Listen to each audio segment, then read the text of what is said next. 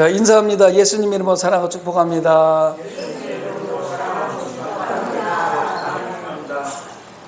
저도 여러분들을 예수님 이름으로 사랑하고 축복합니다.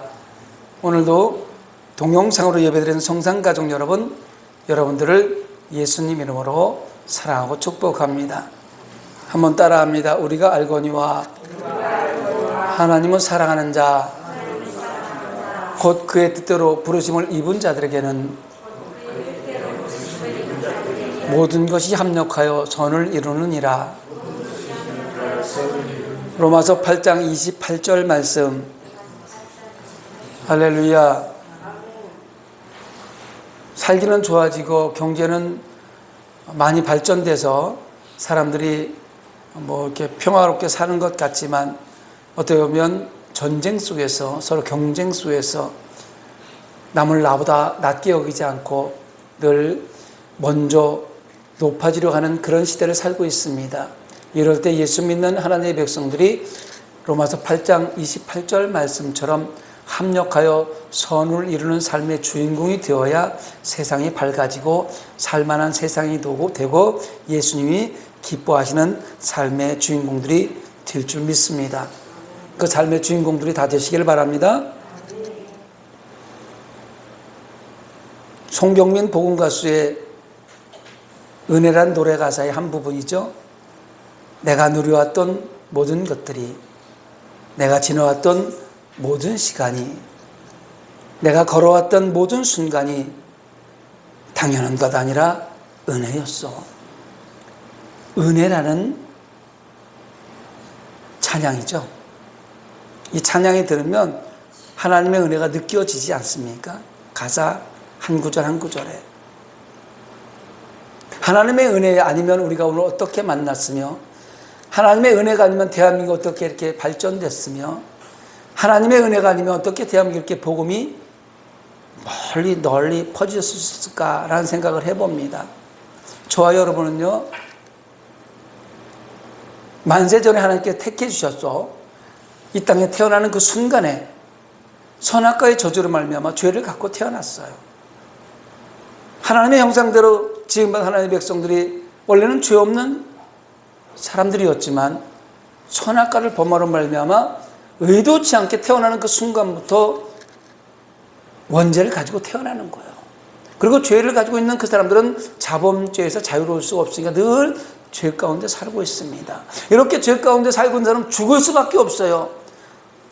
평안을 누릴 수가 없어요. 죄 가운데 있는 사람은 천국하고 상관이 없는 삶을 살아갈 수밖에 없습니다. 그런데 예수님을 이 땅에 보내주시고 십자가에 못 박혀 죽게 하시고 그 예수를 믿는 사람마다 누구든지 구원받게 하신 그 하나님의 은혜, 하나님의 사랑, 하나님의 긍휼.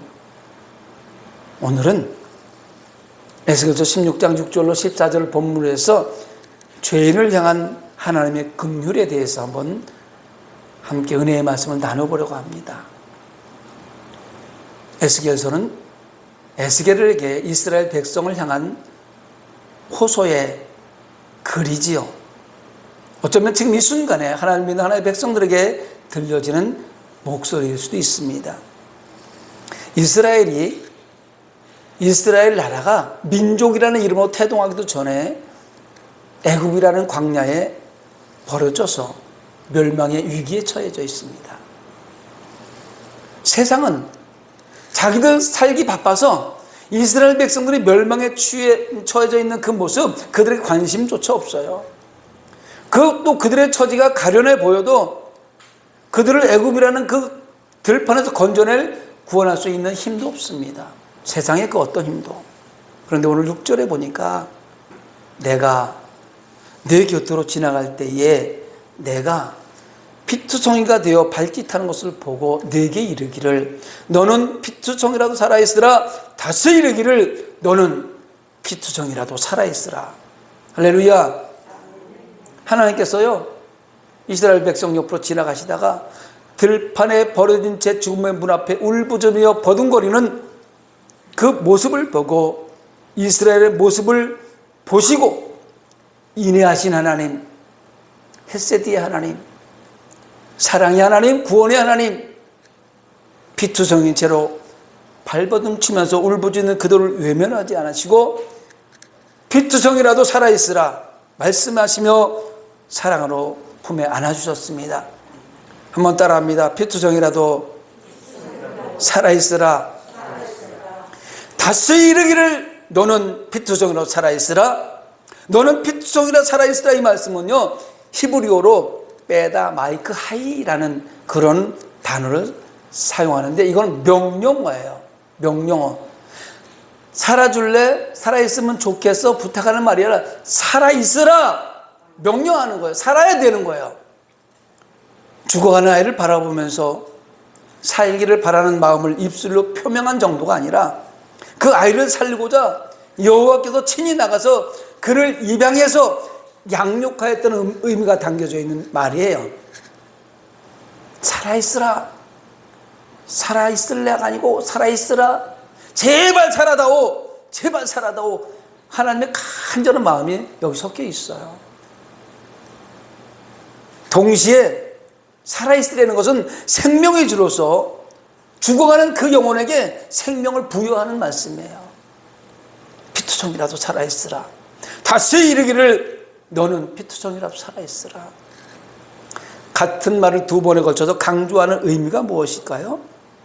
그것은요, 지금 애굽 땅에서 울부짖어 고통당하는 이스라엘 백성을 향한 하나님의 긍휼이 매우 컸다는 거예요. 실제 하나님께서 이스라엘이 애굽의 들판에 버려져 민족으로 새로운 생명을 얻지 못하고 그대로 이제 바로 왕의 손아귀에서 멸절할 위기에 처해 있어요. 안타까워하는 말씀입니다. 결국 긍휼의 하나님은 이스라엘을 품에 안아주시고 출애굽 사건을 통해서 꺼져가는 그들의 생명을 불길을 다시 일으켜 세워주신 것입니다. 이스라엘이 멸망의 위기에서 구원을 받고 한민족으로 우뚝 서게 된 것은 오로지 이스라엘 그들을 향한 하나님의 긍휼, 하나님의 사랑이었습니다. 사랑하는 성도 여러분, 마찬가지로 오늘 우리가 새 생명을 얻고 예수 그리스도의 신부가 된 것은 모두 하나님의 은혜 때문입니다. 하나님의 긍휼 때문이에요. 하나님의 인애 사랑 때문입니다. 믿으십니까? 믿으시면 아멘. 사실 우리는 너나 할 것 없이 다 버려진 신생아와 같이 죄악에 오염된 채 세상 바다의 물결에 휩쓸려 멸망에 처할 사람들이었습니다. 죄 아래서 벗어나지 못하고 신음하면서 꺼져가는 생명 가운데서 구원의 불빛 하나 바라보면서 구원의 손길을 기다리며 발버둥 치고 있었던 모습이 저와 여러분들의 모습일 수 있습니다. 그 누구도 이런 상황에서 발버둥 치는 나, 구원할 자가 이 세상에 없었어요. 구원할 능력이 있는 사람이 세상에는 없습니다. 세상에 그 무엇도, 아니 천사라 할지라도, 천사들이라 할지라도 죄에서 우리를 구원할 수는 없습니다. 그리고 여전히 죄 가운데서 피투성이가 되어 발버둥 치는 모습을 보시고 애통하여 부르짖는 우리의 기도를 결국 하나님이 들으셨습니다. 할렐루야.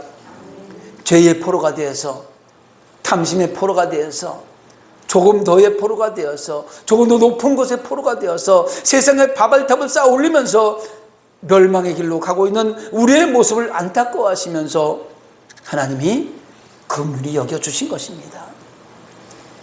인애하신 구세주, 헤세디의 나의 하나님, 내 힘과 능력으로 어찌할 수 없어서 발버둥 치며 울부짖는 우리를 못 본 채 하지 아니하시고 지나치지 아니하시고 우리를 그 사랑의 따뜻한 품에 안아주셨습니다.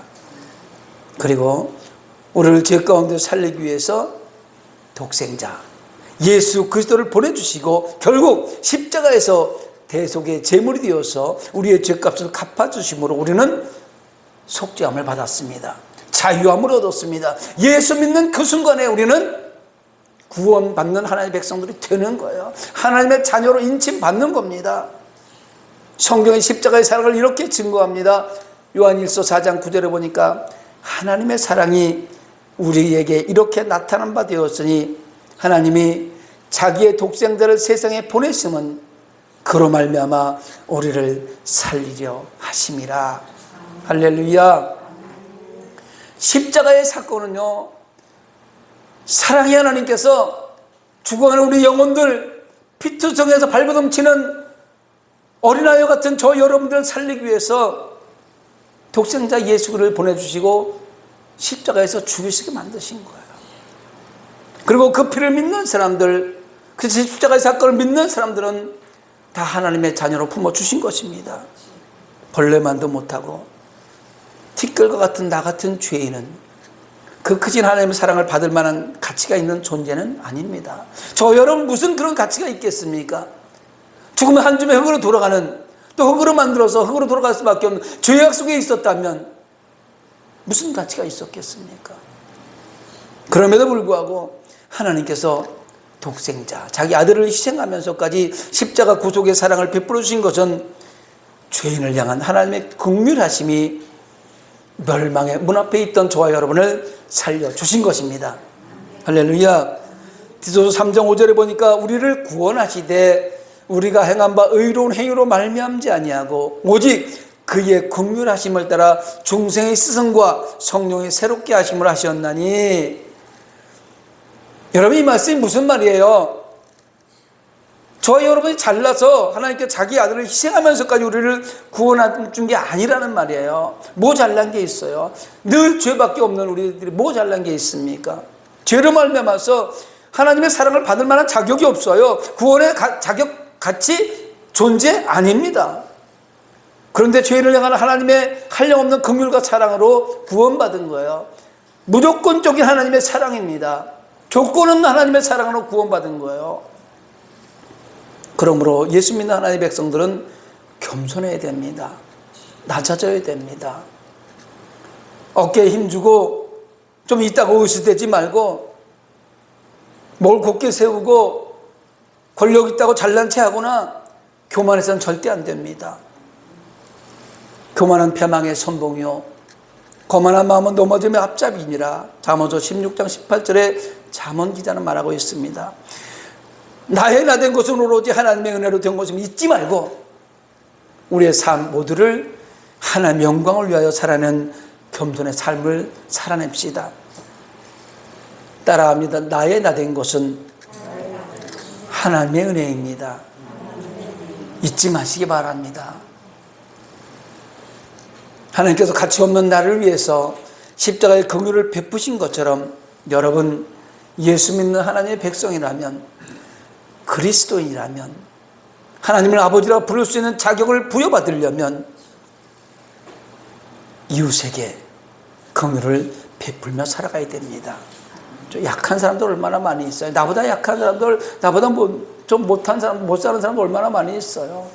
그 사람들을 불쌍히 여기는 긍휼의 마음을 가지시기 바랍니다. 생각해보니 나 같은 죄인 중에 괴수, 쓸모없이 무가치한 나를 향한 하나님의 긍휼이 이렇게 큼을 깨달았다면 원수까지도 사랑해야 되지 않겠습니까? 원수까지도 사랑하라고 말씀하시는 거예요. 십자가의 사건은요, 원수까지도 사랑하라는 것을 가르쳐주는 겁니다. 이런 마음이 있는데 세상에 사랑하지 못할 사람이 어디 있겠습니까? 용서하지 못할 사람이 어디 있겠습니까?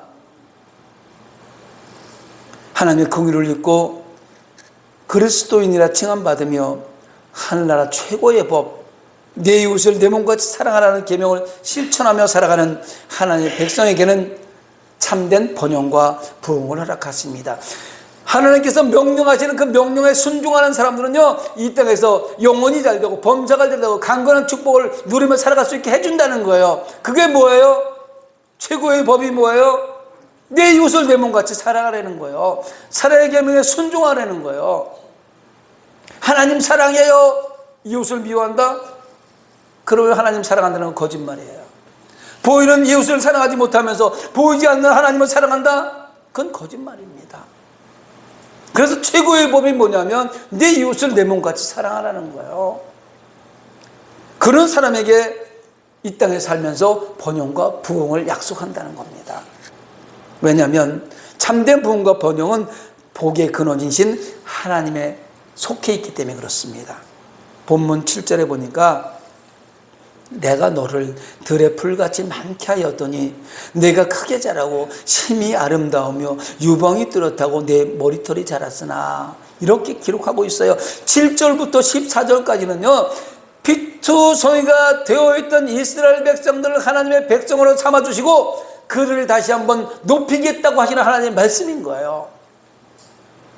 애굽 땅에서 핍박을 받으며 종로로 타다가 죽을 수밖에 없는 운명에 처한 이스라엘이 하나님의 은혜로 큰 민족을 이룰 수 있을 만큼 충분히 이제 번성하였던 것을 의미하는 겁니다.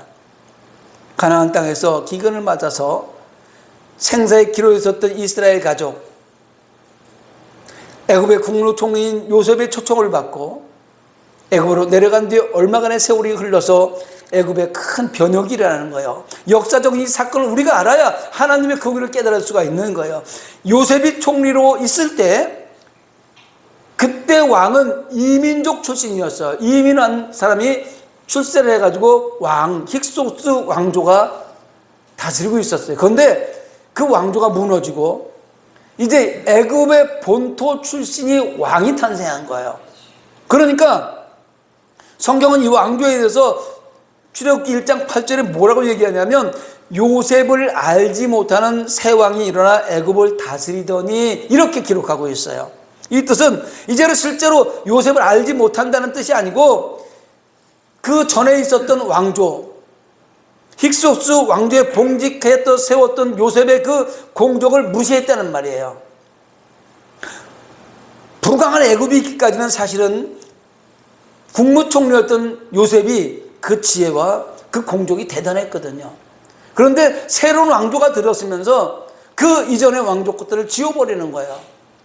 어쩌면 지금 이 나라 정치하고 비슷한 것 같아요. 새로운 왕이 생기면, 새로운 대통령이 생기면 옛날 거 지워버리려고 바쁘고, 또 새로운 왕이 생기면 옛날 거 지워버리려고 바쁘고, 이런 것과 똑같은 거예요.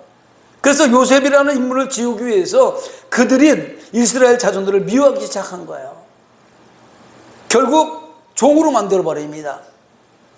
더하여 이스라엘 사람들에게는 가장 힘든 노역, 그때 당시에 가장 어려운 노역, 학대를 시작하는데 성을 쌓는 일, 벽돌을 굽는 일, 제일 어려운 일이었었어요. 그때 당시에 그 일을 시키는 거예요. 그런데요, 그 힘든 일을 하면서 이스라엘 백성들은 학대를 받을수록 자손이 자꾸 번성을 하는 거예요. 결국 이스라엘 민족 가운데 새로 아기가 태어나면 남자는 전부 다 죽이라는 명령을 받은 거예요. 그래서 피투성이가 되어 있다고 지금 성경이 6절에 말씀하고 있는 거예요. 남자아이는 태어나면 다 죽이라는 거예요. 그러면 인구가 줄어야죠.